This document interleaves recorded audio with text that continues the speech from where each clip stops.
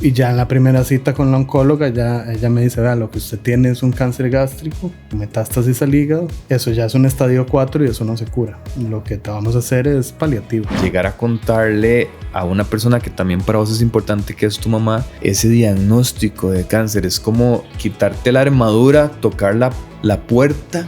Cuando yo le doy esa noticia, pues se atacó a llorar y ella no sabía cómo responder. Inmediatamente te cambia ese switch a pueden necesitar que me ayuden a mí también. Claro. Pero los primeros meses la pasé muy mal y hubo un momento en que a mí me tenían que llevar la comida a la cama y ayudarme a levantarme y así. El amor es incondicional cuando es verdadero, pero además es muy generoso. Mi esposa sigue trabajando. Gran parte del sustento nuestro viene de ella. ¿Cómo evitas que el miedo tome control de la mente en esos momentos y a lo largo del proceso? A veces el miedo sí toma el control. Yo creo que cuando uno tiene miedo hay que dejarse tener miedo. Porque cualquier cosa, ira, felicidad, dolor, miedo, cualquier sentimiento que vos no lo aceptes, igual va a seguir ahí. Nada más lo estás ignorando, pero el noble guerrero quiere vivir, pero no tiene miedo a morir.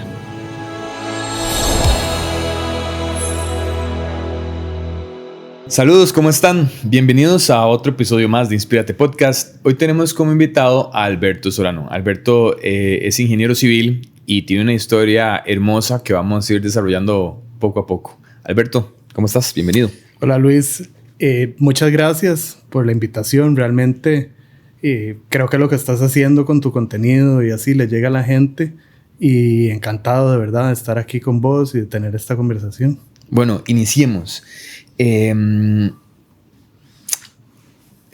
Te llegó una noticia fuerte, entonces para ubicarnos como un antes y un después de esto, tenés una cita médica y te diagnostican cáncer. ¿Me puedes contar un poco del diagnóstico y el pronóstico que te dan, porfa? Sí, claro. Me tuve que esperar a que me hicieran una gastroscopía. Y cuando me hicieron la gastro, que además fue una experiencia horrible, porque te lo hacen despierto por ser en emergencias. Y esa carajada es como la manguera del jardín, ¿verdad? Y bueno, ahí me sacaron biopsias. Yo tenía una úlcera, estaba sangrando en el estómago y por eso es que había perdido tanta sangre y por eso es toda esta cuestión. Y de las biopsias ya sale que es un cáncer. Y la primera cita, ya nosotros como que lo sospechábamos.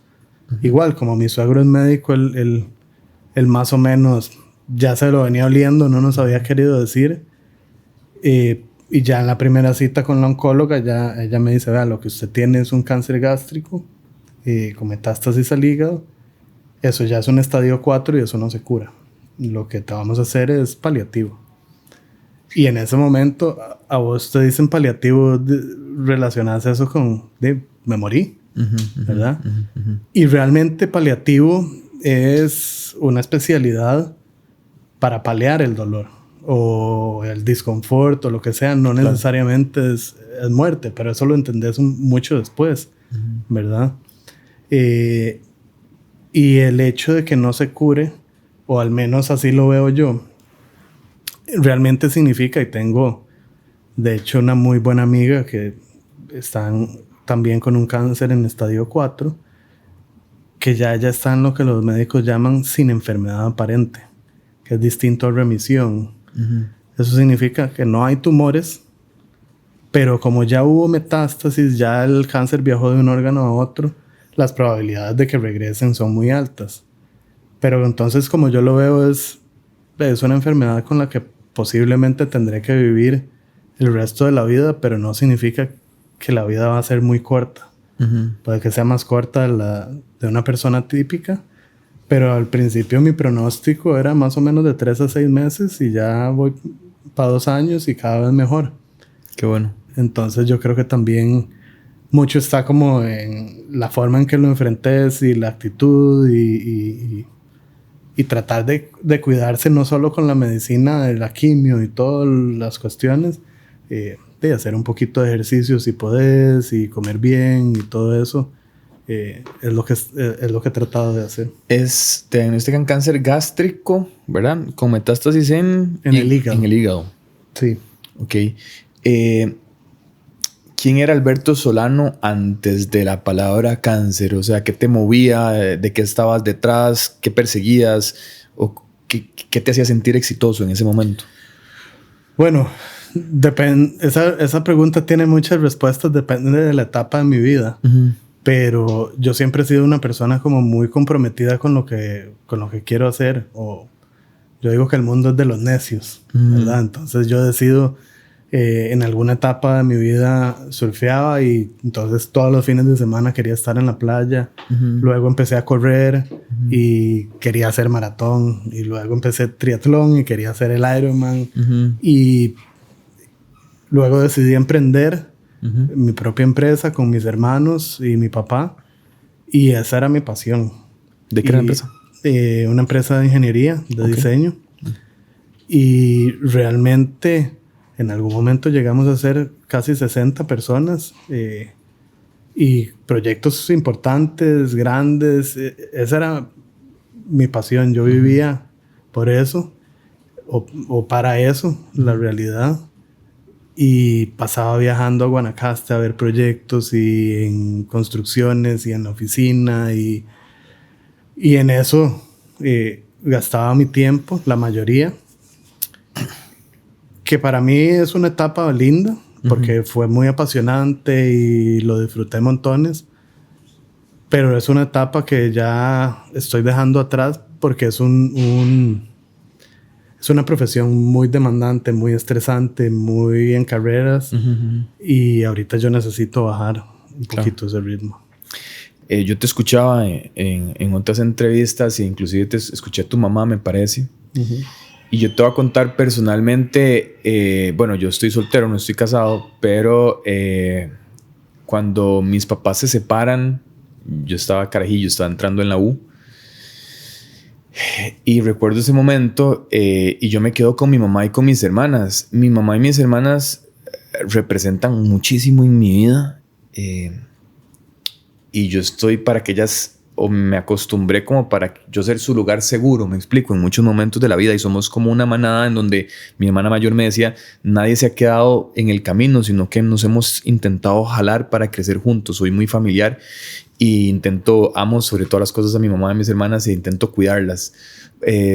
Viéndote como sos vos sos una persona que se preocupa por los demás y ayudar y servir, pero te llega un momento muy importante, creo yo, que es llegar a contarle a una persona que también para vos es importante, que es tu mamá, ese diagnóstico de cáncer. Es como quitarte la armadura, tocar la puerta, quitarte la armadura y llegar sin nada y decir, mamá, aquí estoy y estoy pasando por un momento durísimo y tengo que llegar a ese ser que te vio nacer, que está con vos, que están las buenas y las malas, llegar y decirle, mamá, estoy pasando por eso. ¿Cómo fue ese momento? Ha sido uno de los momentos más duros porque fue muy rápido. Mi suegro llegó aquí a mi casa con los resultados antes inclusive de tener la cita con la oncóloga, y nos dio la noticia e inmediatamente nos dice, deberíamos ir a donde tu mamá a hablarle. Entonces yo tenía la noticia como muy fresca y llegamos a hablarle a ella, y ella ha tenido 2 experiencias con mi padrastro. El hermano de mi padrastro y el papá de mi padrastro, ambos murieron de un cáncer gástrico. Entonces, cuando yo le doy esa noticia, pues se atacó a llorar y ella no sabía cómo responder. Y uno no sabe de qué decir, ¿verdad? Nada más es como estar ahí. Entonces fue muy difícil. Y yo, igual que vos, siempre he sido como el que trata de resolverle a los demás y el que, ¿verdad? Ese lugar seguro, ese resolvedor. Inmediatamente te cambia ese switch a pueden necesitar que me ayuden a mí también. Claro. E inclusive los primeros meses, ya por dicha no es así, pero los primeros meses la pasé muy mal y hubo un momento en que a mí me tenían que llevar la comida a la cama y ayudarme a levantarme y así. Y cambiar de ser el que resuelve a tener que... ¿Me ayudas a levantarme? Es complicado. Además de cambiar, de estar todos los días a toda máquina y en proyectos y así, a pasar... Yo estuve 7 meses fuera, sin trabajar, sin nada. Y pasar 7 meses metido en la casa, viendo tele o leyendo o así, no es una vacación. Sí, sí, es complicado. ¿Cómo fue ese proceso? Porque fuera de la grabación me contabas, por ejemplo, que la primera quimio te cae muy mal. Entonces, si tenés que dividir en etapas desde el inicio al día de hoy, ¿cómo has vivido todo el proceso? Ok, a mí, cuando vos tenés un diagnóstico de cáncer, básicamente en oncología hay unas guías que le dicen a los médicos, ok, esta es la primera línea de tratamiento. Si esto no funciona, pasas a esto. Y si no funciona, y así va, ¿verdad? Son bastante estándar y son guías internacionales. La primera quimio, la primera línea de defensa que me pusieron a mí, no solo no me funcionó, sino que yo perdí 20 kilos como en un mes y medio. Se me cayó el pelo. Estaba súper débil, con mucho dolor.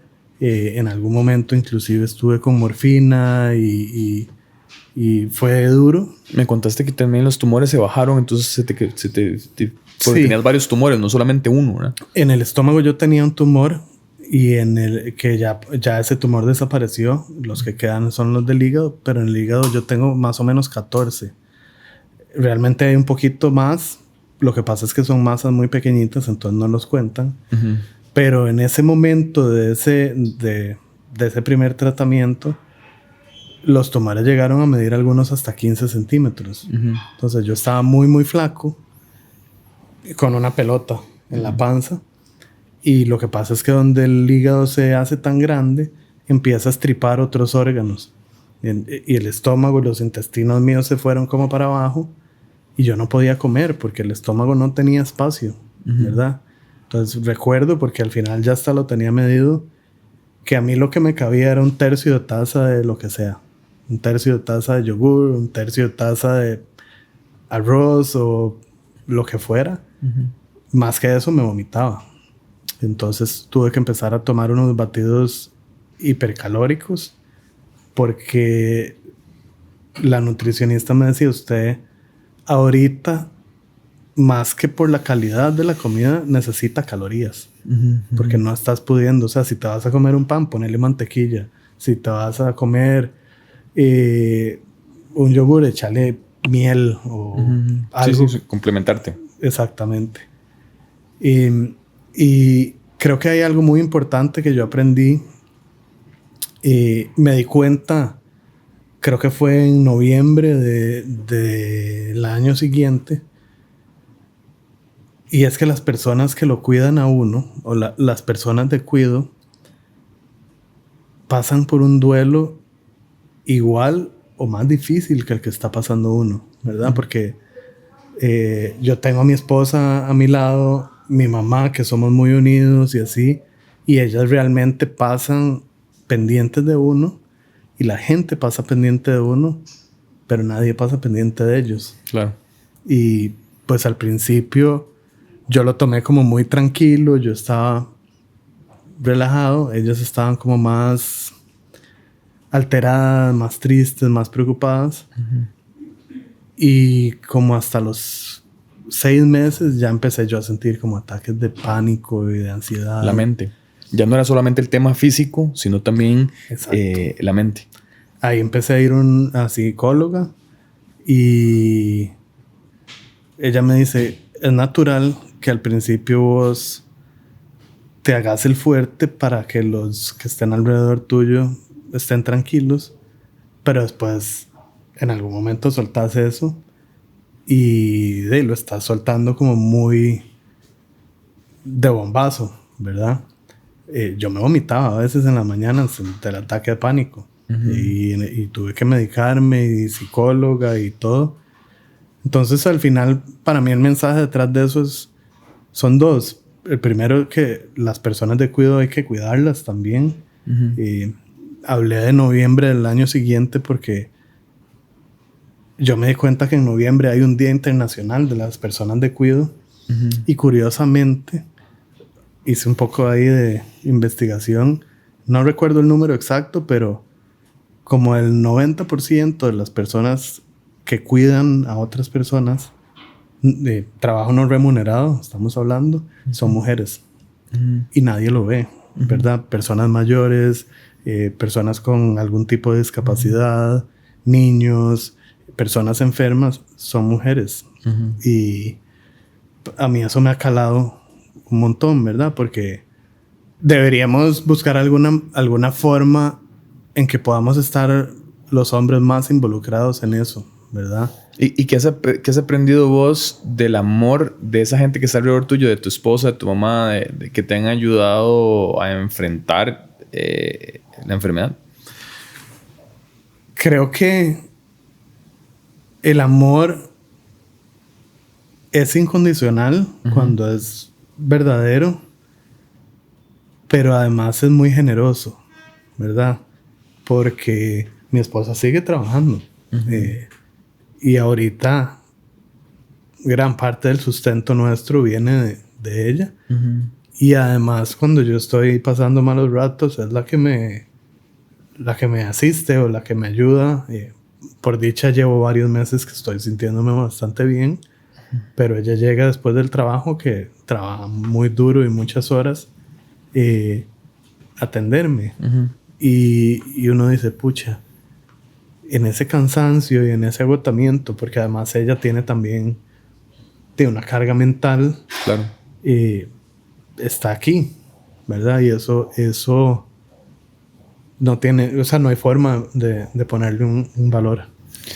¿Cómo en ese momento donde te diagnostican y te dicen, o sea, la cuestión está mal y te hablan hasta de semanas que me comentás, cómo evitas que el miedo tome control de la mente en esos momentos y a lo largo del proceso? Te voy a confesar, yo nunca pregunté cuánto tiempo. Entonces ese pronóstico yo no lo sabía. Y yo no quería hacer esa pregunta.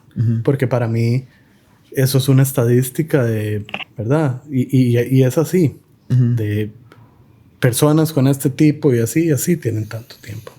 Yo me enteré de esa estadística porque mi esposa preguntó en secreto. Y muchos meses después me contó, mira, yo hablé con el doctor y le pregunté, y en ese momento él me dijo esto, ¿verdad? El doctor siempre, cuando ha hablado de eso, ha sido muy enfático en eso que te digo. Son estadísticas y así. Y lo otro que te tengo que confesar es que a veces el miedo sí toma el control. Y realmente yo creo que cuando uno tiene miedo hay que dejarse tener miedo. Porque cualquier cosa, ira, felicidad, dolor, miedo, cualquier sentimiento que vos no lo aceptes, igual va a seguir ahí. Nada más lo estás ignorando, pero sí hay momentos en que el miedo toma el control. Y vamos a ver, analizando todos los escenarios posibles, porque cuando te enfrentas a algo así, tenés que analizar todos los escenarios posibles. ¿Tenés algún pendiente que vos digas, lo he cambiado, lo he modificado como esposo, como papá, como hijo, como esposo, o en el día a día, de manera, o como ves la vida? ¿Cómo está el escenario actualmente después de todo lo que has vivido? Bueno, a mí me cambió un montón en la manera de ver la vida. He aprendido mucho. Yo le llamo gratitud deliberada, ¿verdad? Porque uno a veces dice, sí, yo estoy muy agradecido, pero cuando hablas de gratitud deliberada es verdaderamente sentarse y pensar, ¿por qué estoy agradecido? Y puede ser cualquier cosa, pequeñita, grande, lo que sea, no importa. Pero eso es una cosa, y vivir el día a día y todos los clichés, ¿verdad? Y sí, tengo un pendiente importante, y es paciencia. Porque cuando vos perdés o te cambia la vida tan drástico, acordate que yo siempre era como el que resolvía y el que llegaba y el que así. Y de repente ya no, ¿verdad? Entonces tenés personas, y te hablo de mi mamá, mi esposa, pero también amigos, familiares o así, sugiriéndote o hablándote o dándote soluciones desde un buen lugar, pero de repente llega un momento en que uno dice, ya no quiero que me sigan sugiriendo cosas. Y desgraciadamente, y creo que eso nos pasa a todo el mundo, cuando uno termina de perder esa paciencia, con quien explotas o con quien te descargas es con las personas más cercanas. En mi caso, con mi esposa, mi mamá o alguno de mis hermanos o mi papá. Y creo que eso es muy humano, porque vos sabes que están ahí y van a estar ahí, pero no se vale, porque otra cosa que he aprendido súper importante es que esa carga mental o ese dolor espiritual o mental, como quieras llamarlo, realmente muchas veces duele más que el dolor físico. Y no se quita, o sea, ¿verdad? No hay una medicina que yo te diga, Luis, tomate esta pastilla y ya no vas a estar triste. Eso no existe. ¿Y de dónde encontrás motivación? ¿De dónde encuentro motivación? Proyectos. Y ya no estoy hablando de proyectos de construcción, sino proyectos de vida, ¿verdad? Yo ahorita estoy haciendo cambios drásticos en mi vida, y este tema de aparecer en redes y en entrevistas es uno de ellos, por ejemplo. Claro. Yo no tenía ni siquiera foto de perfil en Instagram antes de que esto pasara. Y ahora he tenido que aprender a usar eso, y me ha servido. Estoy escribiendo un libro, que es un proyecto que nunca pensé que fuese a tener, y ha sido una terapia increíble. Estoy preparándome para dar conferencias y charlas, y entonces también eso ha sido muy enriquecedor, porque a pesar de que estás preparando algo para hablarle a otras personas, estás preparando algo que viene de una historia tuya.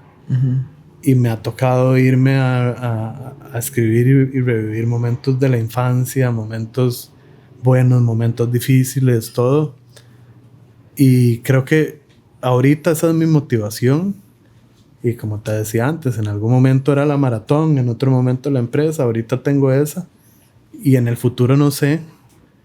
Pero lo que sí entiendo es que el tiempo no es infinito. Y no sabemos cuándo se va a acabar. Entonces puede ser que yo empiece este proyecto y me muera antes de que lo logre terminar. Pero si yo tomo eso y digo, no voy a hacer el libro porque me voy a morir antes, entonces nunca empiezo. Y realmente no sabes. Entonces, como mi mensaje o mi motivación es, no importa lo que viene adelante, usted haga lo que lo hace feliz hoy, o lo que lo llena, o lo que lo motiva hoy. Me contabas de que esto ha sido puente porque has tocado muchos corazones a través de tu historia, de que la gente te llamaba, por ejemplo, una señora, ¿verdad? En algún momento, una señora vio una entrevista mía y me escribió por Instagram diciéndome que ella tenía un hijo con leucemia, un niño de 8 años con leucemia, y que su hijo, Santi, ojalá que vea esta entrevista para que sepa que realmente me tocó.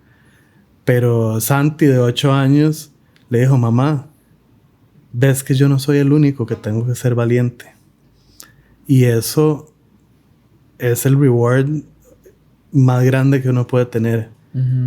Y así me pasó con una muchacha también que me paró en el elevador del hospital. Hablamos realmente, no sé, 5 minutos mientras esperábamos para la cita. Y luego me escribió en la noche por Instagram igual. Y me dijo, yo iba a una cita con mi mamá que tuvo cáncer de mama. Había tenido un pésimo día.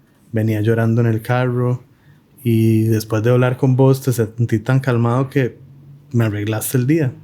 Me cambió la forma de ver el día. Y de nuevo, ese es un gran reward. Y ahí empezás a hacer esas conexiones. Claro. Después resultó que ella era amiga de un amigo que hice en el hospital, más o menos de mi edad, que tiene cáncer.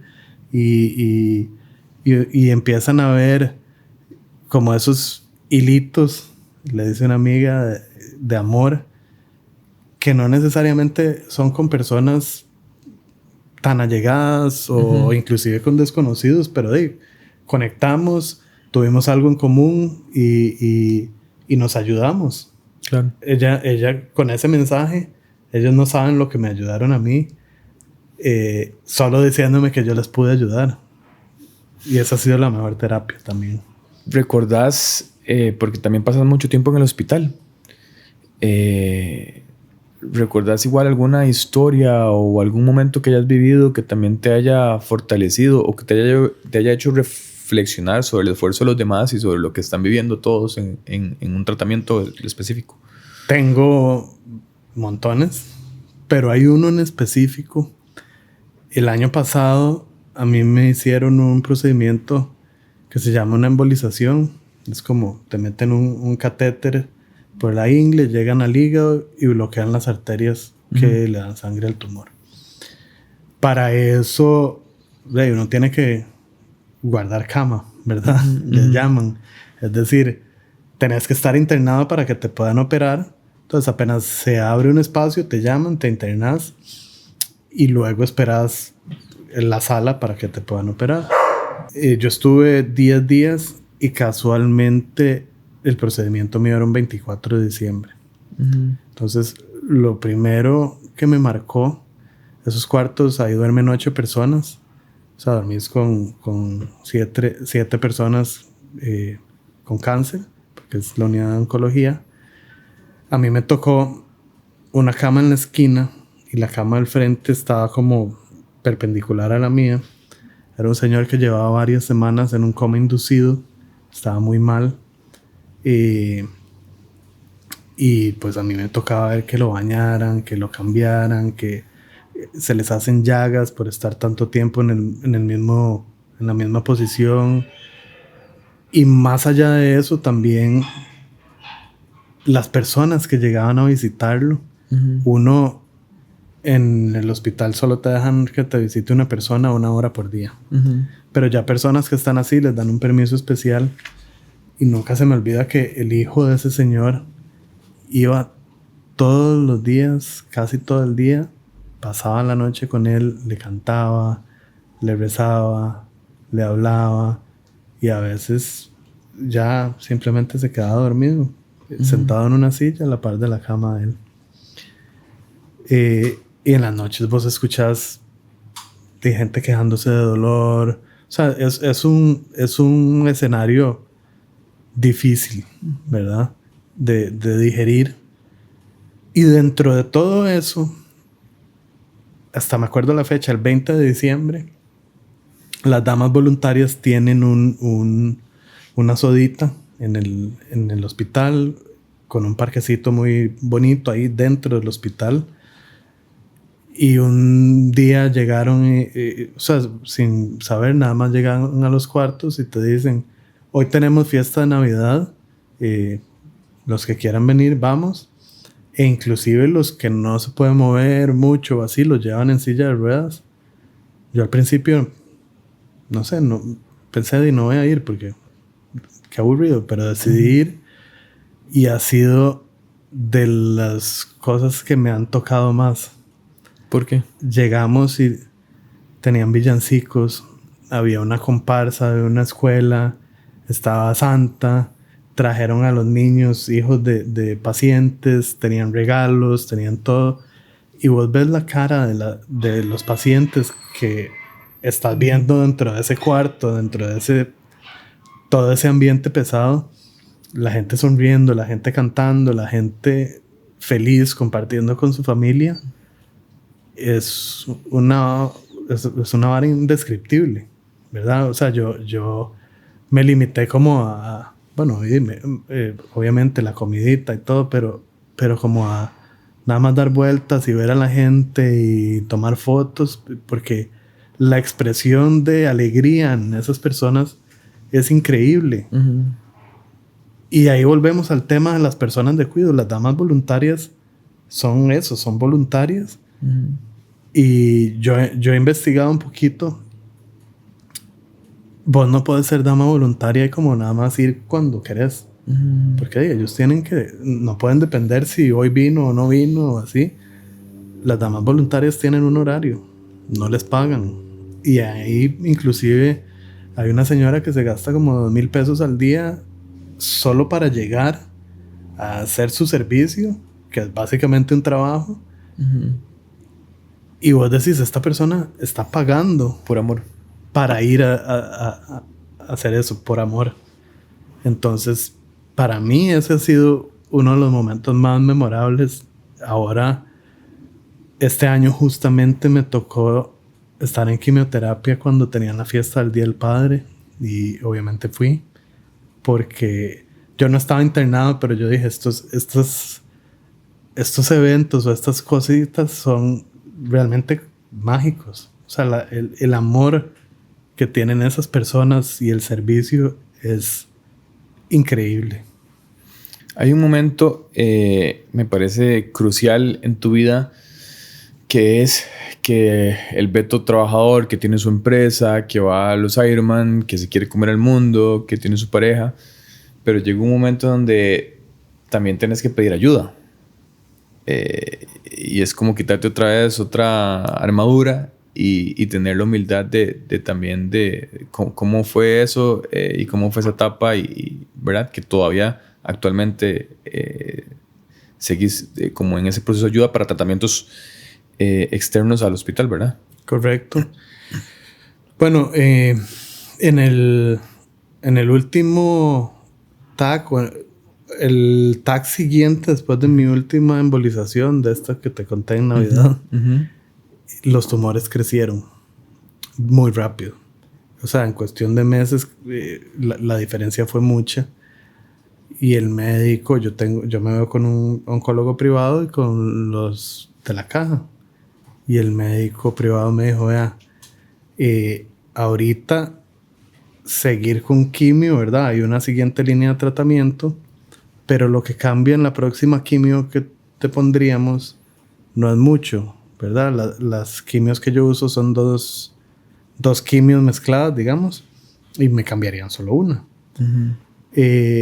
Cuando a mí me hicieron radio en el estómago, el tumor desapareció. Entonces él me dice, hablé con el radiólogo y creemos que irradiar el hígado es una opción. Es muy riesgosa porque vos tenés muchos tumores de un tamaño más grande de lo que usualmente se hace con radioterapia o radiocirugía. Entonces hay un riesgo bastante alto de que te dé una cirrosis o una hepatitis. Y eso tengo que decírtelo, pero la otra opción es seguir con lo que estamos haciendo y tal vez hacer este cambio de quimio, pero ya estamos viendo que no está funcionando. Entonces tenés que decidir si asumís ese riesgo o no lo asumís.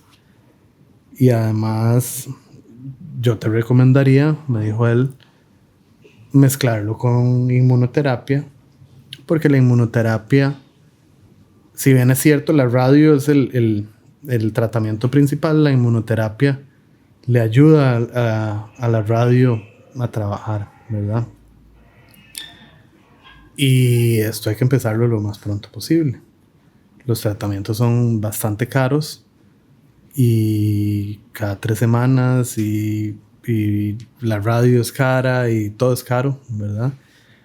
Y en la caja ellos no coinciden con lo que el médico sugiere porque dicen que es muy riesgoso, que puede ser muy pesado para mí y demás. Y no estoy hablando mal de la caja porque realmente ha sido mi salvación y ha sido espectacular. Simplemente no coinciden en criterios. Ellos quieren ser un poco más conservadores y si te ponemos todo eso puede haber muchos efectos secundarios y demás.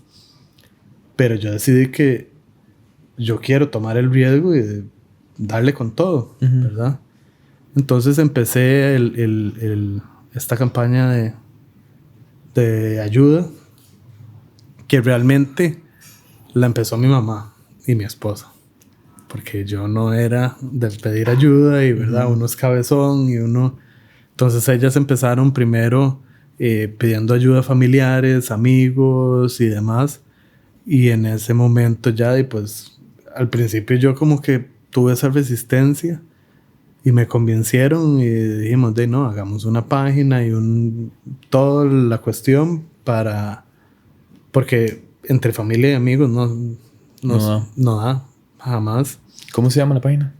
betosolano.com. betosolano.com, y está activo todo para que la gente vaya y... Ahí pueden hacer Simpe Móvil, están todos los números de cuenta y hay un link para un GoFundMe donde pueden también pagar con tarjeta. ¿Y por qué vos no? Y en algún momento tu mamá y tu esposa dijeron, no, las guerreras dijeron, vamos para adelante.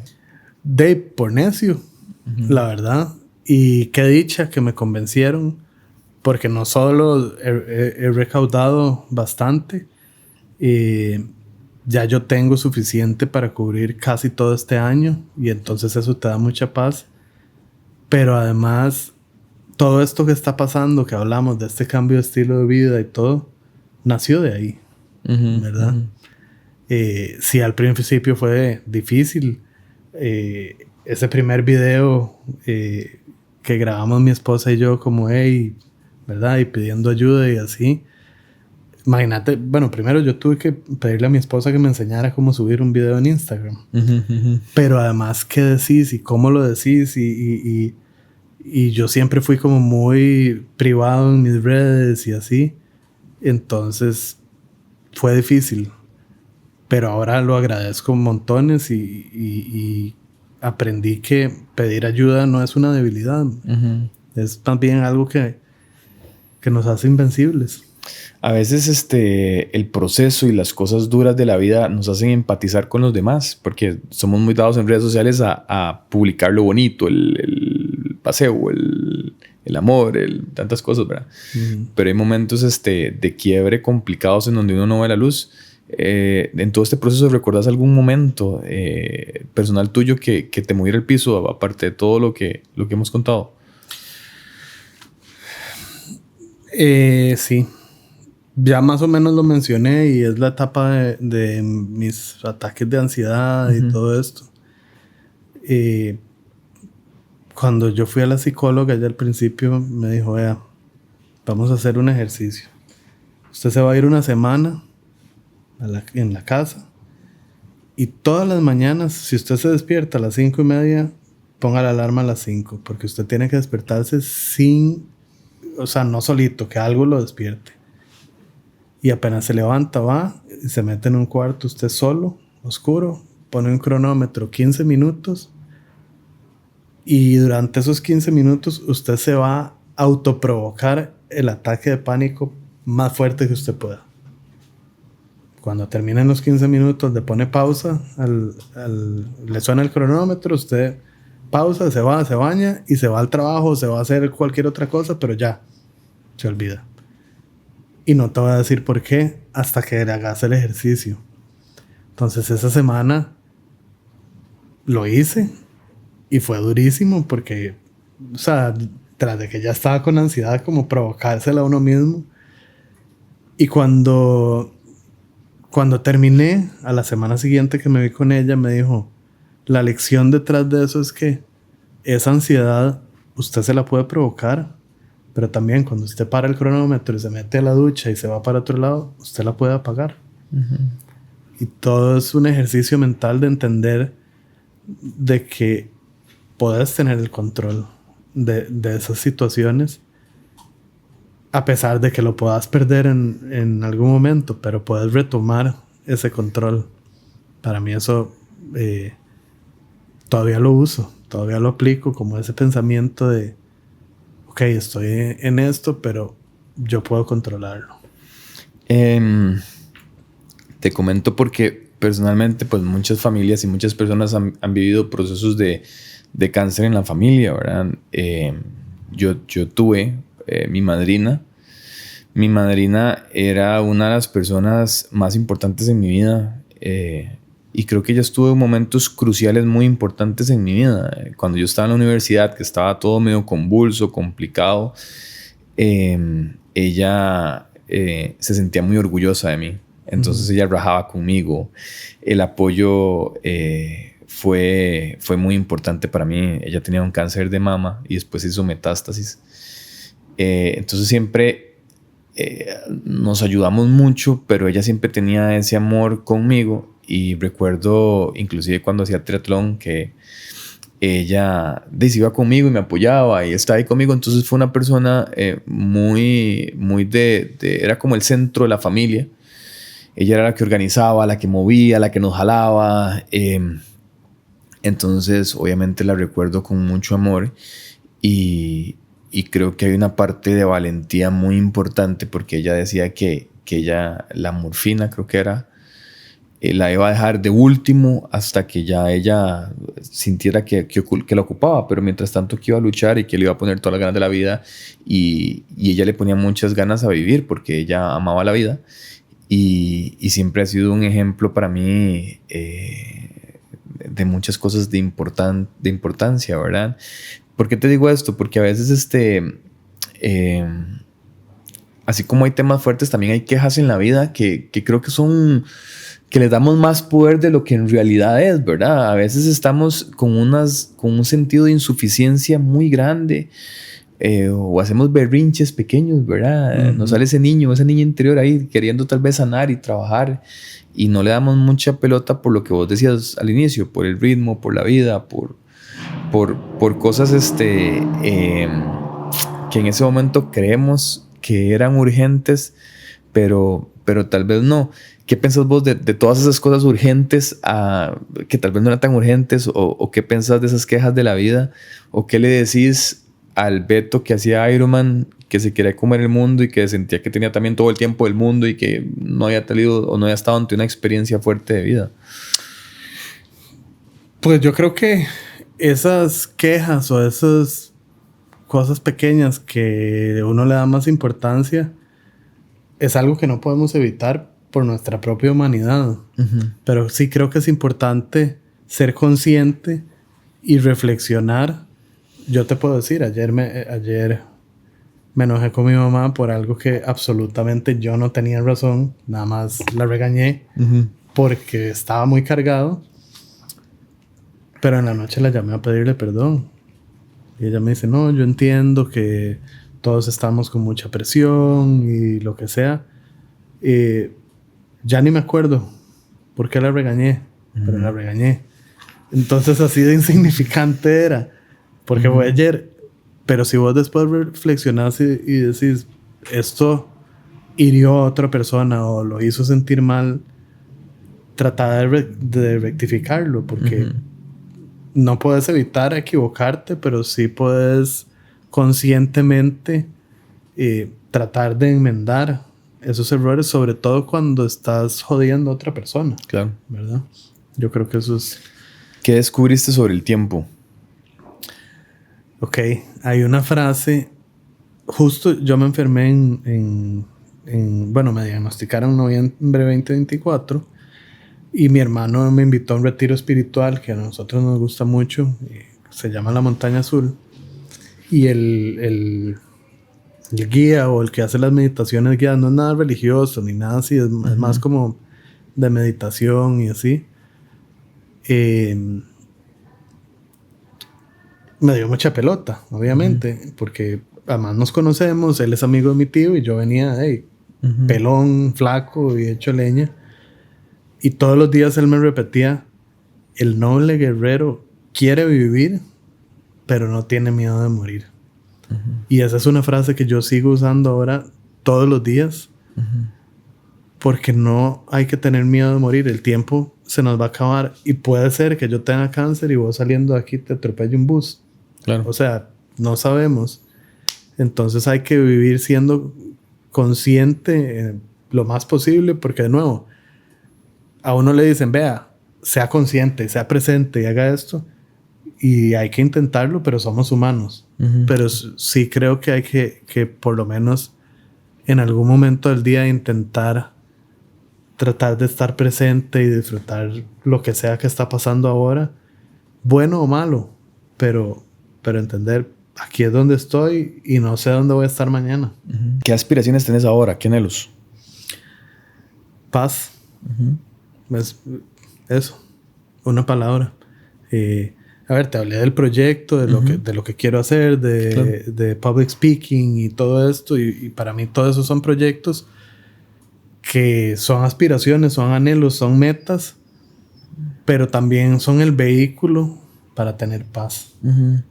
¿Y el estado actual, Beto, de todo lo que has vivido, cómo estás actualmente? En términos de la enfermedad, bueno, ya empecé, ya me hicieron la primera radio. Y yo me hago control de función hepática todas las semanas para ver que este tema de la cirrosis, y dichosamente mi hígado está, o sea, la función del hígado está perfecto a pesar de los tumores. Eso es una muy buena noticia porque me pueden hacer otra radio y ya sabemos que no me está causando ese daño que tenían ese temor al inicio los doctores. Eso no me exime de que una segunda radio me pueda hacer ese daño, pero es una buena noticia. Y en el último examen hubieron resultados positivos. Hubo una reducción pequeña, porque todavía ha pasado muy poco tiempo después de la radio. Pero vamos para adelante y está funcionando. Y cuando esas cosas pasan, yo digo, bueno, no importa cuánto dure, pero encontramos una receta que funcione. Entonces vamos ahí poco a poco. Y en términos de vida, eso es muy importante porque también te da paz, que es lo que te decía, a vos y a la gente que está alrededor. Claro, porque asumiste un riesgo que no sabías. Porque asumí un riesgo y funcionó. O está funcionando. Y bueno, estoy cerrando la empresa que tenía de ingeniería y ha sido un proceso sumamente duro. Muy agradecido y muy feliz porque los colaboradores todos se han acercado como muy empáticos, muy, ¿verdad? Obviamente hay como una tristeza ahí de estoy cerrando este capítulo y así, y las personas están preocupadas porque tienen que buscar otro trabajo, pero han sido muy empáticas y muy, muy cariñosas, y creo que ese periodo de 12 años que tuve esa empresa queda como un recuerdo muy lindo, y todas las personas que han pasado por ahí con las que he colaborado son amigos ahora. Entonces no me arrepiento y es una transición importante. Obviamente hay todo un tema de, ¿verdad?, de lidiar con todo lo que es hacer eso, claro, que es pesado, pero hay que enfrentarlo como todo y es una cosa más en el checklist. Y que ya, bueno, ya para ir cerrando, ¿qué has sentido vos como Beto? Que te ha llevado o que has aprendido toda esta etapa y todo este diagnóstico o qué cambios sentís positivos, digamos, no sé si es una manera de ver la vida diferente o qué sentís que has cambiado, que te ha cambiado. Para mí, bueno, muchas cosas han cambiado, pero una cosa súper importante es la empatía. O sea, aprender, y no te digo, yo siempre he sido empático, pero ahora es como otro nivel. O sea, cuando yo veo o converso con una persona, realmente logro ponerme en sus zapatos y entender por qué está pasando o qué puede estar sintiendo. Y yo creo que la empatía, y lo hablamos ahora antes de empezar, es una de las habilidades o superpoderes, le llamo yo, más fuertes que puede tener una persona. Y de todas las lecciones que he aprendido, esa es una que me gusta siempre resaltar. Ok, para finalizar, si tuvieras una valla publicitaria donde miles de carros pasan por ahí diariamente y gente lo ve por todos lados, ¿alguna frase que te gustaría poner ahí o alguna reflexión? El noble guerrero quiere vivir, pero no tiene miedo de morir. Muchísimas gracias, Beto, por todo. ¿A dónde la gente te puede encontrar y te puede seguir? Me pueden seguir en Instagram, soybeto.solano, o en mi página web, betosolano.com. Y para ayudar igual en betosolano.com, ahí están todos los números de cuenta, los enlaces, Simpe Móvil, todo está ahí. Ok, perfecto. Bueno, y muchísimas gracias a todos ustedes. Si el episodio les gustó, ojalá lo puedan compartir en sus redes sociales, lo puedan recomendar y le puedan dar, activar la campanita para que les lleguen las notificaciones y puedan estar atentos a los próximos episodios que se vienen. Nos vemos la próxima. Chao.